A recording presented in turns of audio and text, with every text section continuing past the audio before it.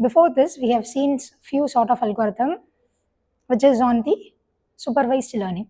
Now we will see the one more algorithm KNN, which is a K nearest neighbor algorithm. This also will come under the supervised learning.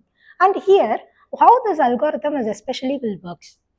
Here, consider that there is a 2-3 sort of data sets. Here I have been represented as a star. Another one is circle. Another one is a square. Consider these three are a different sort of data set points which has been spread all over the space. And here what this K nearest neighbor algorithm is going to do is the another data set is being invoked into the space. It can be a circle or a star or a square database. But here this data set we can't able to predict which sort of data set will be going into what sort of nearby data sets. So based on which is being into the nearer one to the upcoming data set, the data set will be transferred to the nearer data sets. And to calculate this performance, we have especially the three methods. One is cross validation, another one is elbow method, another one is odd value K.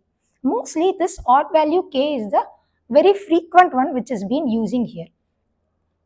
What is cross validation? Cross validation is nothing but where there is a n, if at all there is a n number of data in the space, we will be taking one set of data sets to train, and we will be testing that how come it has been working in the another set of data. This is how this cross validation will work. This cross validation is also called as a K-fold algorithm. K is nothing but the K nearest neighbor which follows the how many number of K's it has been invented, or if it is a 3, then it is called a threefold algorithm, which is nothing but the how many sets of data set it has been taken into consideration to classify the upcoming data set or data points to nearby data set. And here elbow method, this elbow method is usually represented in the graph. How it will be is, it is based on the error. Whenever K size increases, the error size will decrease. For example, here we are considering the one data points which has been coming into the space. This one data points is going to accelerate, one which is being taken into the peak. And after reaching its peak, this error is going to decrease. At one point, what it will do is, it will decrease in a gradual way, in a slow way. You can say in this way, very slow way. At one particular point, it meets the down where it is going to stabilize, where it forms the elbow kind of a thing. So that is the reason it is being called as elbow method. And here there is a thing that is the odd value, which is nothing but where we are going to take a number of K which is being considering it as odd or even. Based on odd or even, we are going to calculate it at a K value. Based on that K value, the data set will be given into the space. And here, how come we will be as I said earlier, when the new data point has been arriving into the space, it will calculate the nearby distance. Based on the smallest distance, it will go nearby, occupy the which data set is being present over there. And how come the distance will be calculated? The most common thing here is Euclidean distance, where it is being represented as d of x into xi is equal to summation of, where the square root of summation of I is equal to 1 to n xj minus xi of j the whole square, which we will be writing it as a square root of x2 minus x1 the whole square plus y2 minus y1 the whole square. With this, we will be able to finding out the distance between the data points of the all the data sets which is being spreaded over a space. As we discussed earlier, KNN is a very easiest algorithm and which is a very efficient algorithm which has been practicing in our day-to-day life. With one small example, we'll see how the thing is going to work here. Let's consider here this example. We have taken the category of a where the brightness, saturation, and the class. And here there is a set of data points for the brightness and the set of data points for the saturation. And based on this category, here the classes have been given, which has been marked here. So 40, 50, 60, 10, 70, 60, 25, and 20. These are the set of brightness. 20, 50, 90, 25, 70, 10, 80, 35. These are the set of saturation. And correlating this, here the class has been segregated as a first one as a red, second one as a blue, third one as a blue, where which have been mentioned as a B, then fourth one as a red, then blue, red, blue. Here, this is what the major thing that we are going to find out using the KNN algorithm. Here there has been given the brightness, saturation and its class in the upper part. And here for the last data set, we are going to find out based on this brightness and saturation level with the previous data points, the upcoming class segregation will fall under either red or blue. How come this classification or how come this finding out is going to happen? And here, before starting into this algorithm, we need to know about the K value. What is K? Which is nothing but where I have already said in an earlier thing, where we are going to find out the number of events that has been occurring over here. We can say how many events it has been occurring over here. 1, 2, 3, 4, 5, 6, and 7. By neglecting the last one, which is we are going to find it out. So neglect this one and consider the upper portion of the here. So there is a 7 occurrence, totally 7 occurrence in the overall taken example. So here K is equal to square root of 7. And here when we are doing the square root, before going to the square root, there is one condition like check whether it is a even number or an odd number. If it is an odd number, we can directly do the square root of 7. And we can, if the square root of 7 is 2 point something, 2.3, so we are taking this 2 as a number of even that we are going to consider here. If at all this is, if the occurrence is 8, will minus, either we can do minus or plus. 8 minus 1 is 7. So square root of 7 will be 2. This way, based on the number of occurrence, we will be finding out the K. So if it is an even number, we have to either do plus or minus and then we have to take a square root. If it is an odd number, directly we can take the square root out of it and we can start the prediction over here.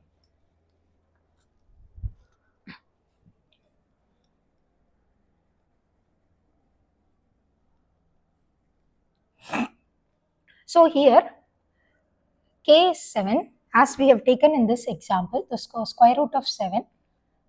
So K is equal to 2. So we are going to find out for the 2 nearest neighboring values. So now we will be starting with the calculation. So first step is find out the Euclidean distance.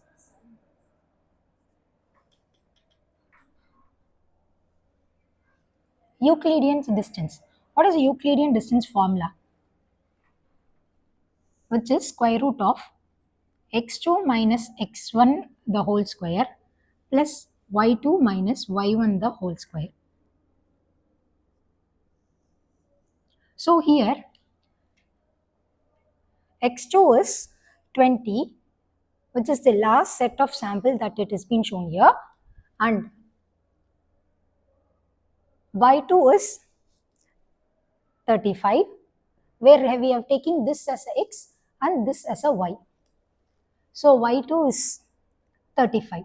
So considering this, we are going to do a square root and we are going to find out each individual occurrence with each individual occurrence, we will be comparing what is the smallest distance for the two number of occurrence. With that two number of sample value, we will be finding out the either the eighth occurrence is a blue or red. So here we'll start the calculation. So here for the first set of occurrence, so x2 is 20, x1 is 40, so 20 minus 40 the whole square, plus x2 is 35 minus y1 is 20 the whole square. Then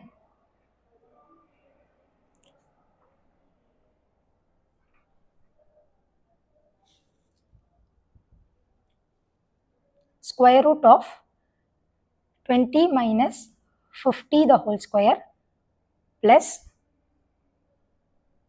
35 minus 50 the whole square. Then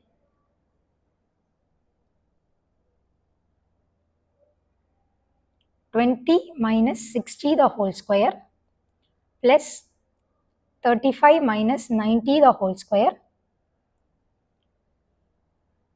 Then 20 minus 10 the whole square plus 35 minus 25 the whole square. This is for the first occurrence, second, third, fourth, and for the fifth, 20 minus 70 the whole square plus 35 minus 70 the whole square. Sixth, 20 minus 60 the whole square plus 35 minus 10 the whole square. Seventh occurrence, 20 minus 25 whole square, 35 minus 80 the whole square. So here, after the calculations, so 20 minus 40, which is a 20 the whole square, plus 15 the whole square, which is equal to 33.5. Here we have calculated the distance for each the data set points as we have mentioned in this formula, and based on the calculation I have taken the answer for it. So for the first data set it is 25, for the second data set it is 33.5, for the third it is 68, for the fourth it is 14.14, for the fifth it is 61, for the sixth it is 47, and for the seventh it is 45.2. And here what this in the next step, what this k value is going to play a major role. Here k, what is a k value? K value is 2. So now we are going to take the two smallest value, which is the smallest distance among these data set. What is the smallest distance here? The smallest distance here is, first one is 14.14, and the second most smallest distance here is 25. So k, since it is a k value is 2, we have been taking this 2 value. If the k value is 4, we will be taking the 4 and all. It is not going to happen. That 4 number can be happen only with the large set of data set. Here we have taken only a 7 random sample. If it is a 4, then we will be taking it as a 4 smallest distance between all the data sets. So since these 2 are the smallest k points, corresponding to this, what has been the color it has been represented is red. So this 2 smallest distance of this on the whole data set represents the classification or the class as a red class.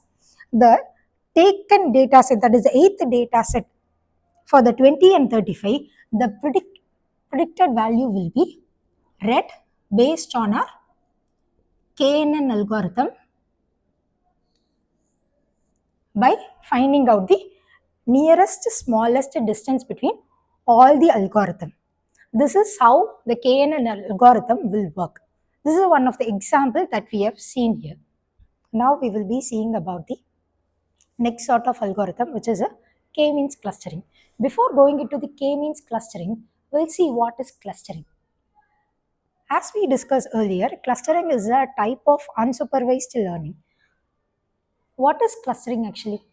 We have n number of data sets where we will segregate each data set based on its any characteristics or based on its features or whatever it can be.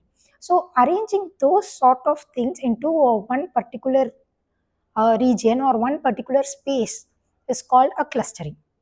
Now let's consider here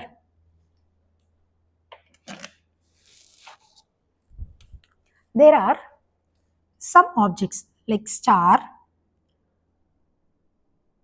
0 and 1.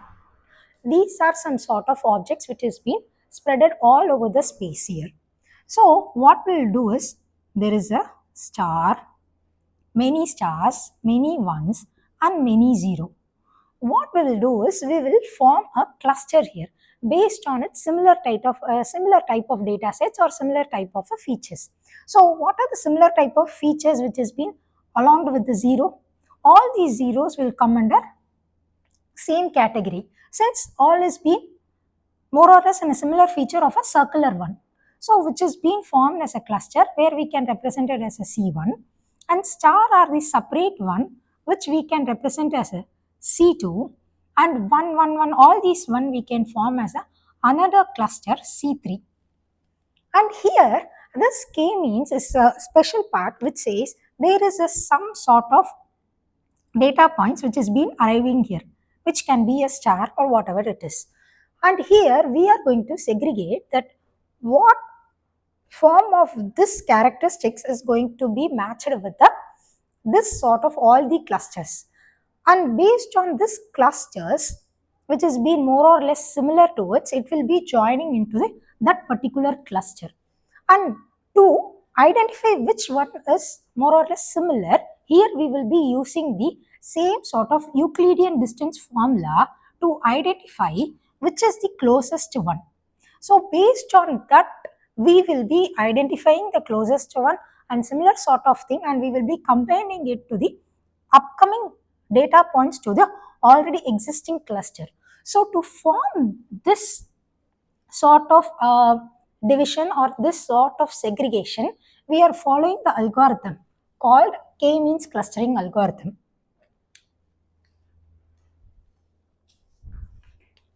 And for this k-means clustering algorithm, now we have considered that example here as we have done with the KNN algorithm. Here we have taken now 1, 2, 3, 4, 5, 6. 6 data set points with the 2 cluster points. One cluster point is 185, 72 and another cluster point is 170, 56, which have been mentioned over here already. So these are the data points which have been represented in this table column in the first row, and here C1 and C2 are the two separate cluster points which are going to identify here.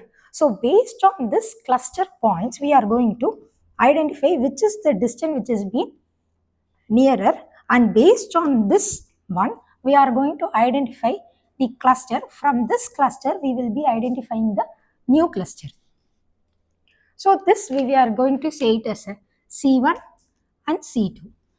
So the first primary thing here is now we are going to identify the distance between C1 and the data points. So how this distance will be calculated is with the same Euclidean distance formula which is being represented as x2 minus x1 the whole square plus y2 minus y1 the whole square. Okay, so here what is the x2 and y1 that we are going to consider is 185 is a x2 and 72 is a y2. So this is the thing. from the cluster 1, we are going to consider it and we are going to find out the Euclidean distance here. So as per the formula, how come the things will be represented is, we'll see for the first data point. So how the things will be represented.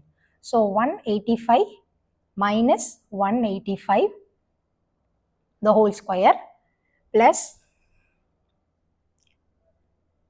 72 minus 72 the whole square, which is already known, which is a 0. This is for the first one. Excuse me. And for the second one. Okay. So x2 is 185, which has been already mentioned here. So 185 minus next second one. 185 minus 170 the whole square plus 72 minus 56 the whole square. For the third data set,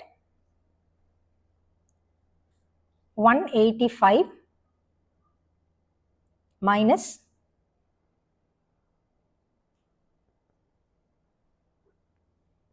168 the whole square plus 72 minus 60 the whole square. Fourth data set,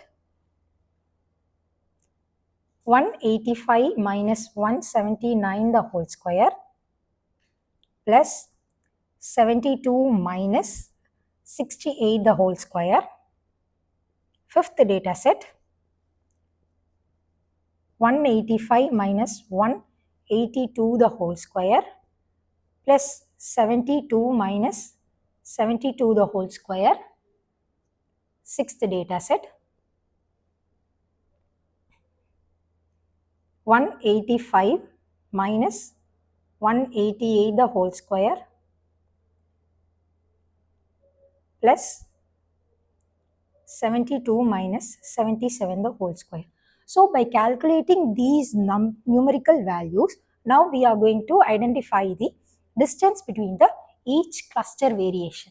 The same way we will be identifying the distance between the cluster 2 variation and with the data points. The same way, how come we will be segregating here is with the same formula. And when we are considering with cluster 2, what happens here is this 171 turns as a x2 and this 56 will turn as a y2. Similarly, this is x2 and y2. So we'll see here. So what happens here is, for the first set of data set, 170 minus 185 the whole square plus 56 minus 72 the whole square. For the second one, square root of 170 minus 170 the whole square plus 56 minus 56 the whole square, which is 0, which we can easily predict. And the third set is 170 minus 168 the whole square plus 56 minus 60 the whole square. Then 170 minus 179 the whole square plus 56 minus 68 the whole square. For the fifth data set, square root of 170 minus 182 the whole square plus 56 minus 72 the whole square. For the sixth data set, 170 minus 188 the whole square plus 56 minus 77 the whole square. So based on the cluster 1 and the cluster 2, we will be finding out the distance for the each individual data points, and we will be segregating this each individual data points in the separate column and comparing these two clusters we will be identifying which is the smallest one. By considering the smallest one, we will be identifying the new cluster which is going to come here. So here we have done the calculations. Based on the calculation, the obtained result I have been listed out here. So for the cluster 1, based on cluster 1 and this data set value, it has been 0. Based on this and this, it is 21.93. This and this 20.81. And then cluster 1 and the data set of 0.4, 7.21. And this compared with the 3. And with this and this, it has been formulated as a 5.83. And for the second set of cluster, we have arrived with the numerical values of 21.93 by having this as a x2 and y2 with solving with this one as a x1 and x2. So the obtained result is 21.93 for the first one, and for the second one it is 0, and for the third one it is 4.47, and for the fourth one it is 15, and for the fifth one it is 20, and for the sixth one it is 27.66. So now we have obtained the first set of cluster values here. Now we are going to compare this two cluster value. What is this two cluster value? So these are the cluster value of C1 and these are the cluster value for the data set point for the cluster 2. Comparing these two, which is the smaller here? So we are going to take this smaller and identify these are the cluster. By comparing this as a main thing, then we will be identifying the new cluster for the upcoming data sets. Okay, so now compare the C1 and C2 for the first set of data point. So which is the smaller? The smallest one is 0. And for the second one, the smaller is same 0. For the third data set, comparing 20.81 and 4.47, this is smaller. And for the fourth data set, comparing this to 7.21 is smaller. And for the fifth data set, comparing these two, this is smaller. And for the sixth data set, comparing this to, this is smaller. So now we have identified which is the smallest distance when comparing to the two clusters with all these data points. So now we are going to form the new clusters based on the data set points. So in this, which one is smaller? C1 is smaller. So we are denoting it as a C1. And here, which is a smaller? C2 is smaller. So we are denoting it as a C2. And here the smallest is C2. And here it is C1. Again C1 and C1. So now, based on this cluster, we are going to manipulate it and find the new x1 and x2 and y2 and another set of cluster C1 and C2 value. By comparing that, we are going to form the new cluster here. So now, what we will do is, and here we have find out the clusters formation for the two sets of data set. Now what we are going to do is, we are going to segregate the C1 separately and C2 separately. So what are the C1 values here? So we'll consider, I'll write here this way. So this is C1, C1, C1 and C1. So what, and these two are C2. So what I will do here is, I am going to combine this all the C1 separately and all the C2 separately. So how come I will be combining now? To calculate this C1 and C2, I am going to add all these numbers x separately and y separately. How come it is going to happen is, see, for the C1, I am going to add 185 plus 179 plus 182 plus 188. So altogether it is a 4 numbers. So I am going to add all these values separately and I am going to divide it by 4. So where I am going to get the x value for the cluster 1. The same way I am going to add these values separately for the same cluster 1 for the y value, which is 72 plus 56 plus 60, 72 plus 68 plus 72 plus 77 divided by 4, where I am going to get y value. The same way I am going to add for the cluster 2 also. So for the cluster 2, we have only two data sets where we are going to add these two. So 170 plus 168 divided by 2, which forms the x value. Then 56 plus 60 divided by 2 forms the y value. So by calculating by adding all these four values and dividing it by 4, we have got 183.5. The same way by calculating this, we have got 72.45. So the cluster C1 value is 183.5, comma 72.45.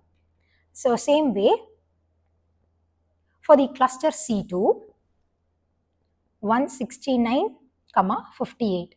So these two are the new cluster value which we are going to taken into account of this tabular column, and then we are going to find out how come the new cluster value is being accommodated over here.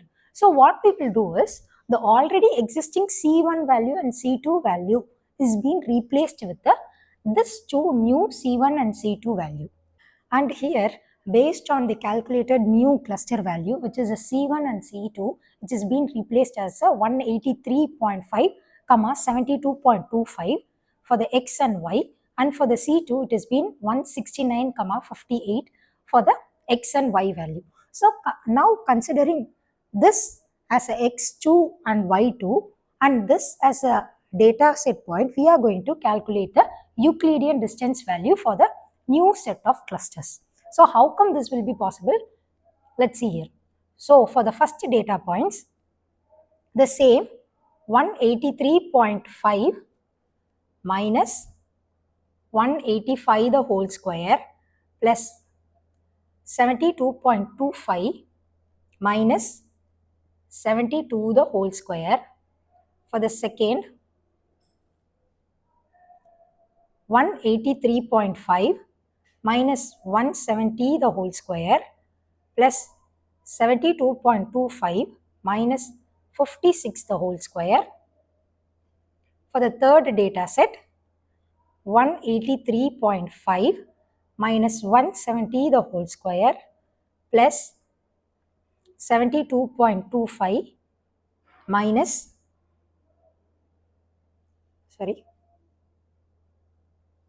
183.5 for the third data set is 168.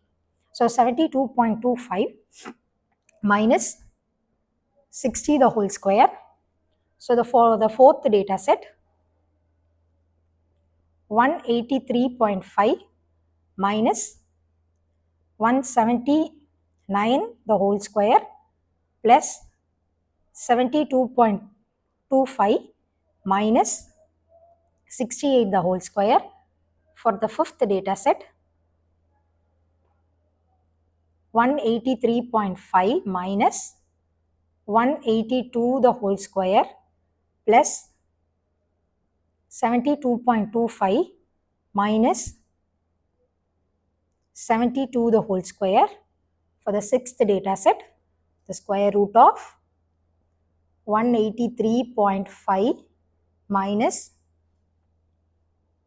188 the whole square plus 72.25 minus 77 the whole square. So this is how we will be finding for the cluster C1.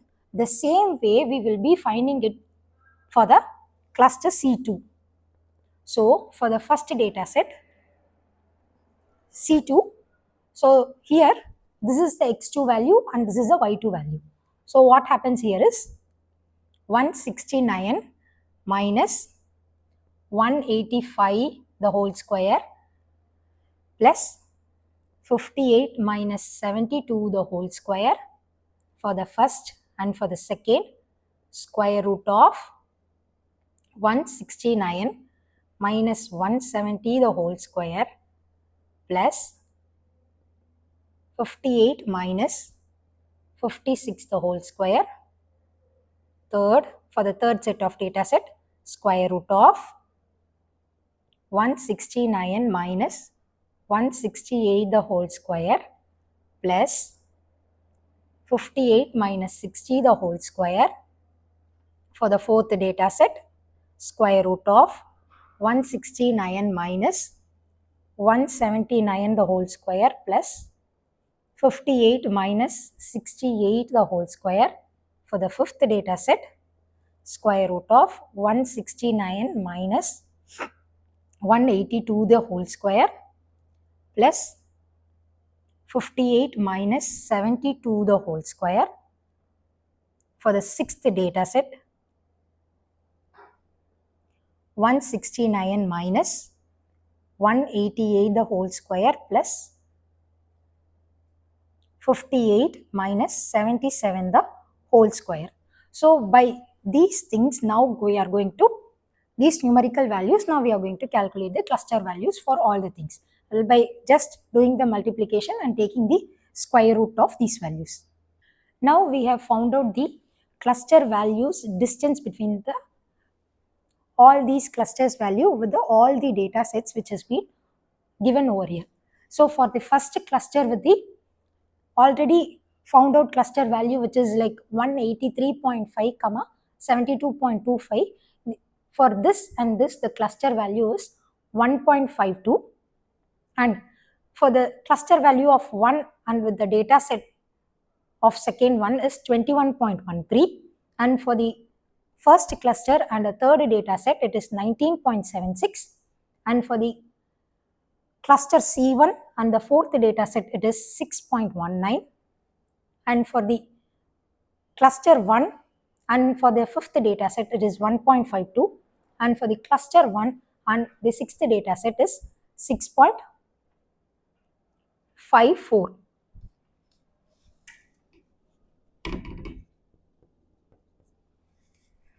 So the same way, the found out value for cluster C2 with the first data set is 22.02, and C2 and for the second data set is 2.83, C2 and the third data set is 2, C2 and the fourth data set is 14.87, C2 and fifth data set is 17.80, C2 and sixth data set is 27.59. From this, now again we are going to compare these two clusters, and we are going to find out the new cluster which is going to form here. Now we will compare. So for the cluster C1 and C2, by comparing these two, the smaller, which is the smaller one? This is the smaller one, right? By comparing 1.25 and 22.02, this is the smaller one. So we are taking this value. And by comparing this two value, this is the smaller one, 2.83. By comparing 19.76 and 2, 2 is the smallest one. And comparing 6.19 and 14.87, 6.19 is a smaller one. By comparing 1.52 and 19.80, 1.52 is smaller one.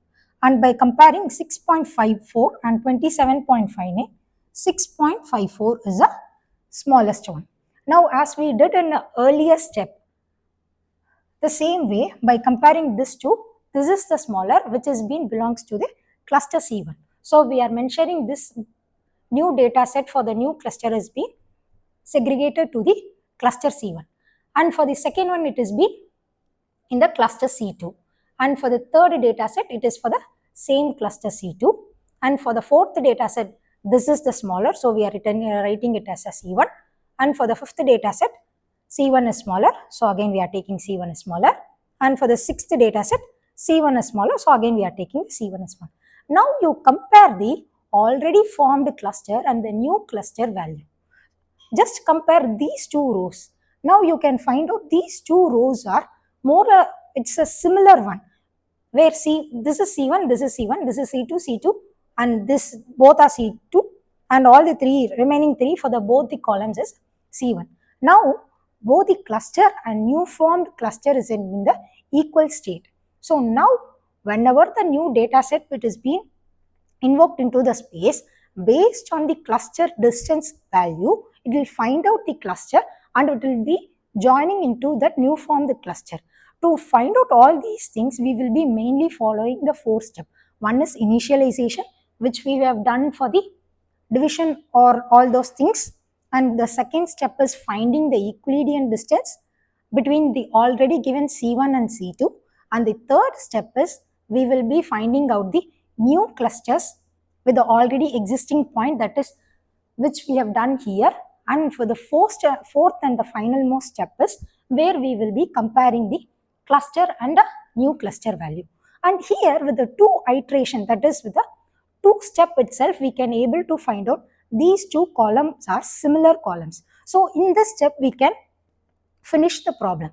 If at all these 2 are not in a similar state, or if it is being varied here, this step or this step, like C1 and C2 or something like this, or this step can be varied, whatever. Like whenever some steps are varying between the cluster and the new cluster, again we have to take the difference between the we have to divide the cluster, and then again we have to do all these remaining calculation, and again we have to find the one more new clusters, and then we will be comparing this new cluster with the already formed new cluster. If it is being similar, then we can able to find it, then we can able to stop it. If at all it is not similar, then we will be going into the next iteration. So this iteration will continue or stop unless until this both state is in the equal thing. If not, the iteration will start. This will be super efficient, one of the unsupervised learning for the small set of data set. If the data set is in the large quantity, like 1000 data sets or a 2000 data set, finding of the k-means clustering algorithm is little much difficult. To overcome this problem, we have some more algorithms to overcome this problem and find out some solutions. With this, I'll wind up here, and thanks for giving this opportunity. Thank you.